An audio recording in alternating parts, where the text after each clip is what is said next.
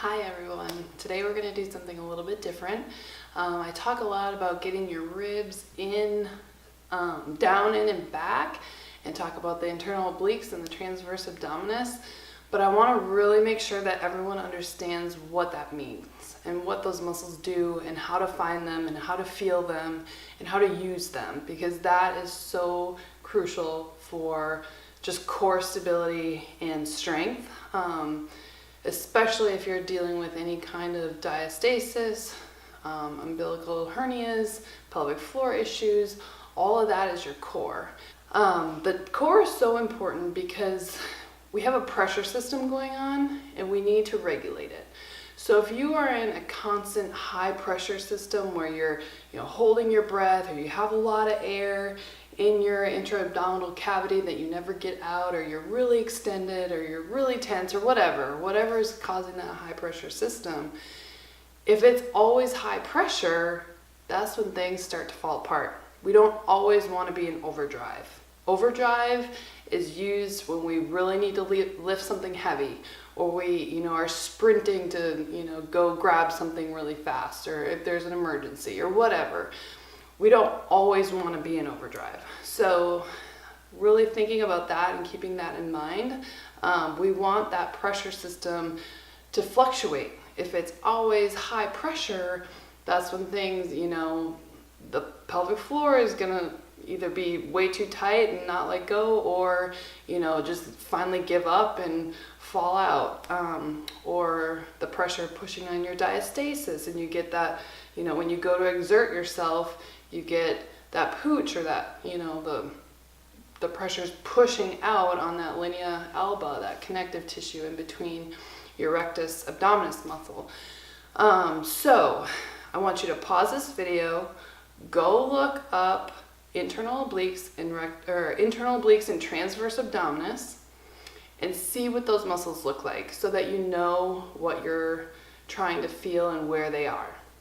Okay, now that you've looked that up and you have the idea, the picture in your mind of these muscles that we're working on, I want to do a quick posture check. Those muscles are going to help keep good posture in everything you're doing during the day. So, a lot of people either are way too extended and they walk around like this with their ribs up and their back really arched. If you watch people walk, run, stand, you'll start to notice just how many people have a really tight back. Those back muscles are just holding them like this. Or a lot of people like to hang here and just like let everything slump. That's not good either. Neither extreme is good. We want to make sure that our thorax, that rib cage, sits above our pelvis. So if you're here, you're going to be those abs aren't doing anything right here. You're just hanging out on a whole lot of ligaments that are eventually going to be overstretched and, not work as efficiently anymore. So when we stand, we want to think the ribs are going down towards your hips, in and back. So we're grabbing everything in. Exhale. When you get a really good exhale and you feel your sternum, this chest muscle, or chest bone, it's not a muscle, fall and your ribs go in, then you're going to start to feel your internal obliques that we're talking about and your transverse abs. So think about doing a really good exhale, getting in front of a mirror so that you can see yourself. You want your shoulder, hip, and heel lined up. You don't want to be back here where your pelvis is going forward and your shoulders are going back, because like I said, you're just hanging out. There's no core stability involved in that posture. You also don't want to be like stacked but then really extended, because that puts a lot of compression through your back and brings that pelvis forward, and then you have tight hip flexors, tight back. You're inactivating other muscles, and it's just this tug of war going on. There's a definite winner and a definite loser. We want the tug of war to be equal, so there's balance in your system. So think about just doing a slight tuck. You don't want to over tuck. When I tell you to tuck during the workout exercises, I don't want you to over tuck so that your lumbar spine is flexed. I just want you to tuck a little bit so that you engage those front abs, those transverse abs. So weight is through your heels. You're gonna make sure your hip is over your heel. So kind of sit back so you almost feel like you're gonna fall back. You gotta get comfortable on your heels. You're not using your forefoot for anything. This is static standing posture. And so when that pelvis is back, then you do a little bit of a tuck to get those abs on. Exhale, bring those ribs down in and back. Scoop everything in. And then when that rib cage is set, you want to bring those shoulders back and make sure that that neck isn't out here, but it's also stacked on top of your shoulders. So that is the posture that makes things most happy and balanced. And obviously you're going to go in and out of postures. You're never going to stay in one posture all day long. We twist, we turn, we extend, we flex, we bend. We do all sorts of movements during the day, but in order to check yourself and feel what a neutral, balanced posture feels like, you gotta practice it every now and then when you think about it during the day. Get on your heels, make sure everything's stacked, make sure those ribs are going down, make sure you feel those abs. Okay, so we're gonna go through some exercises so that you can find those abs that we're talking about. A lot of these exercises are based on postural restoration. That's what I'm trained in and what I love to do, and it makes a whole lot of sense when you talk about the body as a whole and how everything functions together, and it's great stuff. So we're gonna start, the real pregnant mamas who cannot lay on their backs, try to modify on your side just to feel your abs, but the other exercises with like the arm movements and stuff, you're probably not going to be able to modify on your side. But you can get on your side, and the first exercise you can do with us and make sure that you're starting to feel what you need to feel. Now you're going to have an extra challenge if you're really pregnant because everything's real stretched out and that baby's taking up a lot of space. So just be patient with yourself, and then after a baby comes out and things are getting back to normal, you have to find those abs to make sure that everything returns to a good spot after baby. So I have the exercises in kind of a graduated sequence. So we're going to start with the easiest. Every exercise is going to get a little bit harder and more involved. I want you to stop when you're feeling like you're most challenged and maybe that you're starting to compensate a little bit or you're not feeling what you're supposed to feel. I don't want you to do things that are too hard, and all of these exercises aren't that hard, but just make sure that you're feeling your abs before you progress, because if you're doing like some of the bridging things and you're not feeling your abs, your back is working, and we don't usually need to encourage that back to work. So the first one, I want you to lie down on your back. Now, you can either get like, I have a washcloth because I think a hand towel is a bit too thick, but you can put it right above your pelvis in that low back so you can kind of feel what you're going for. It'll help recruit those muscles a little bit easier. So I want you here, your hands on your ribs so that your brain can start feeling what it needs to do. When your hands sense those ribs go down and then you start to feel your abs, your brain is making connections so that it can start doing these things without you thinking about it. So you want the weight through your heels.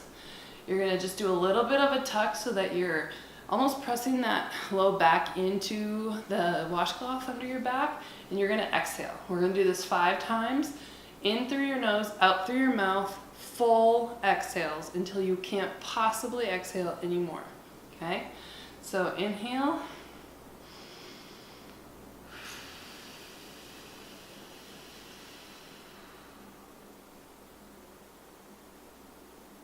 Pause for 2 or 3 seconds after you exhale.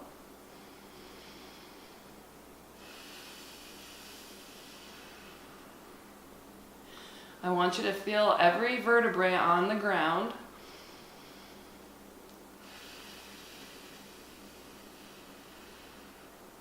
You should feel hamstrings in the back of your thighs and internal obliques over your ribs, transverse abs, like your whole abdominal cavity.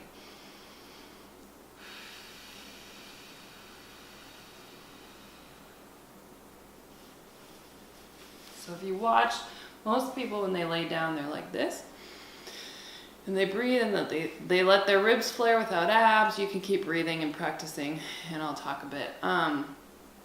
We want everything to come down and compress all that air out so that we can decrease that pressure in our abdominal cavity. So you don't want to be here, you want to do that tuck. The points of your pelvis should roll back. You can even put your hands there in your hips, your pelvis, and see how far you can get these ribs down, tucked in.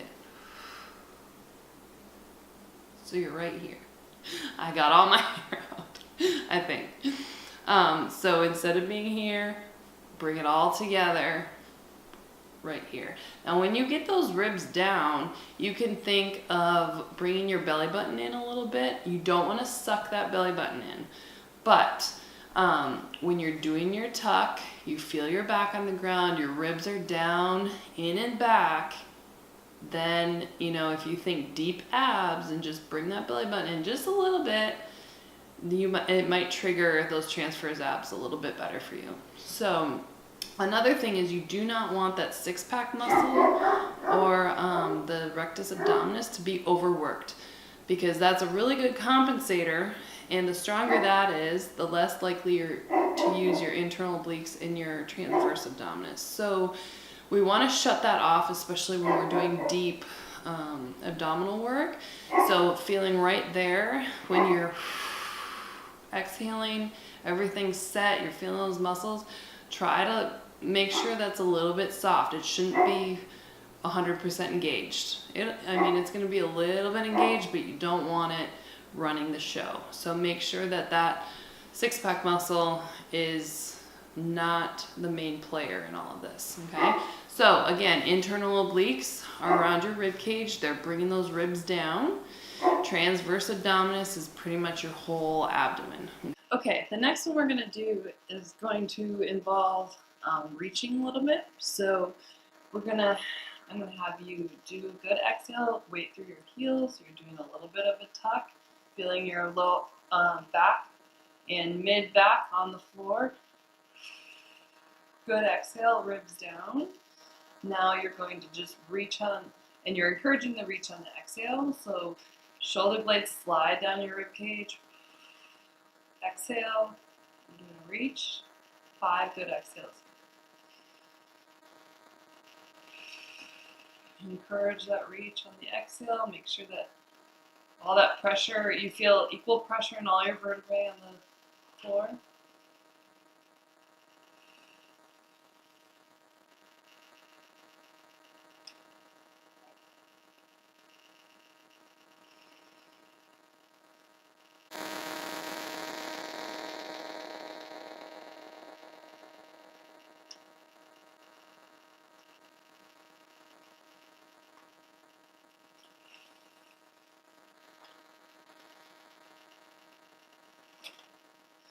Okay, hopefully you're feeling those abs, those internal obliques, keeping your ribs down and in, and those transverse abs. Now we're going to get a little bit of movement. So you're going to start in the same way. Exhale, weight through the heels. You're rolling your pelvis back, ribs down, in and back. And as you exhale, I want you to reach up, not letting anything in the thorax move. So you don't want those ribs to flare up, and you don't want to lose your pelvic tilt. So here, inhale, come back. Reset.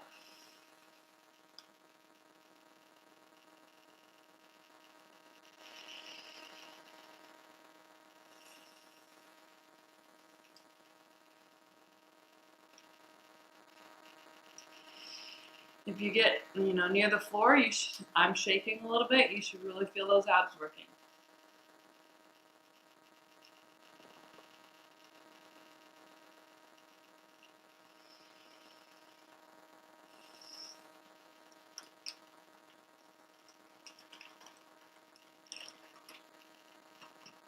One more.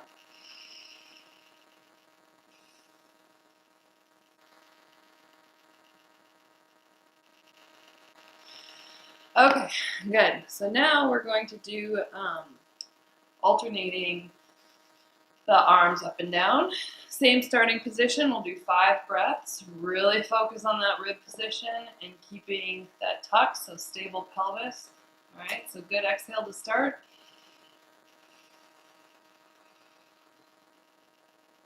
The neck and the head should be relaxed. You're going to inhale, exhale. Inhale, exhale. Inhale. I'll see. Couple more.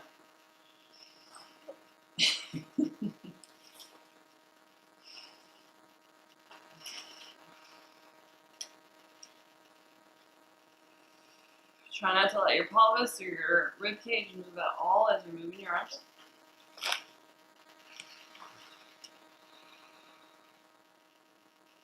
Okay, good. So now we're going to move into moving the legs a little bit, which is more of a challenge sometimes. You're going to, what do I have on me? Here you go. You're going to do your tuck. I want your hands on your ribs so you can make sure that those ribs stay down, or hands on your pelvis to make sure your pelvis doesn't wobble back and forth. Whatever you feel like you're struggling with the most, okay? So we're going to exhale, get into that tilt, feel that spine on the floor, and then you're going to shift your weight to your left heel, okay? So we're not lifting up a leg yet, we're just shifting to the left heel. You should feel more left abs engaged, okay? Maybe a little left inner thigh would be good. Lots of left abs with those ribs down. So exhale there. Let's hold it for a couple. Really feeling that left hamstring.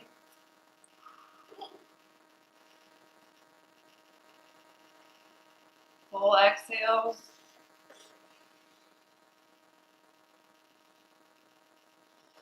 To help this, if you're having trouble, I would get a little ball or something that's like 4 inches and put between your knees so that you have a little help getting that inner thigh and keeping everything stable. All right, let's move to the right side. Exhale, set everything. Oh, girl. You're gonna shift all your weight to the right heel. Breathe there for 3 or 4 exhales. Lots of right hamstring, right abs.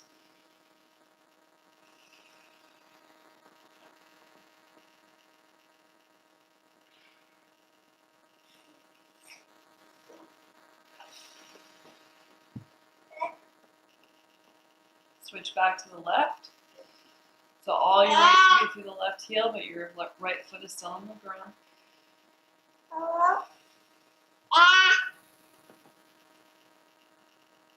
If you feel like you're popping almost, like when you get your ribs all the way down, you feel something sliding around, that's a good thing. That means you're really getting those ribs down and those tendons are sliding over your ribs to get in position. You want to try to keep it in that depressed position so that you don't come out of it, and then when you take another exhale, you feel it again. You want to feel it once and then try to stay in that position. Okay, switch back to the right heel.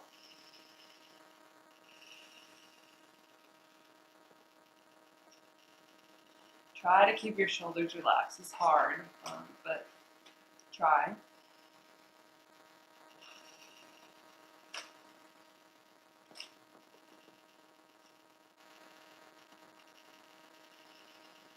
No tension in your low back.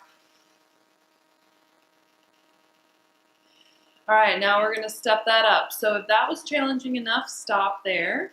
I'm gonna need to get a pillow because I'm having a little trouble keeping my pelvis stable without something between my knees. But now oh, what a mess.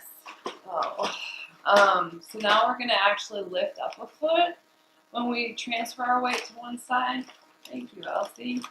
All right, so let's get those ribs in good position. Good exhale. Let's go on the left heel. You don't want any quad, hip flexor, or low back. It should be all abs and hamstrings.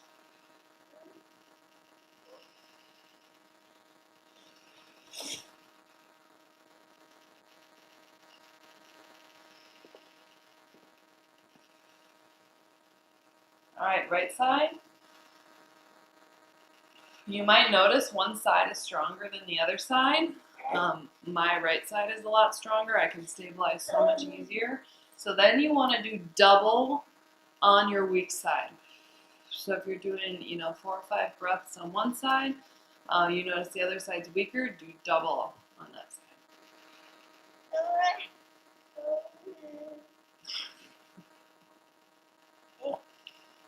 So I'm going to do another round on my left side. So find your weak side and do one more round.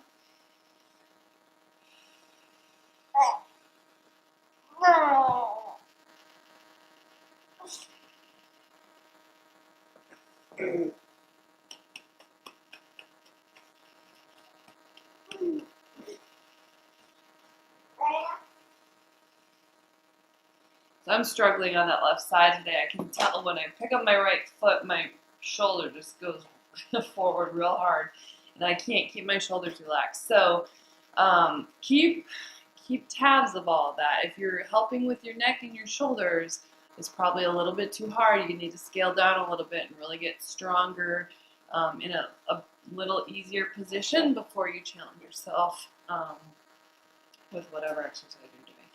So those are some good warm-up abs to do before your workouts or to start your morning off so that your core is engaged and you're feeling those ribs. You're scooping in those ribs. They're going down and back. Feeling those obliques, feeling those transverse abdominis. All very important. But this little sequence is really aimed at those people that are having a hard time with their diastasis or any hernias. You got to work on that core because that rectus needs a little bit of a break.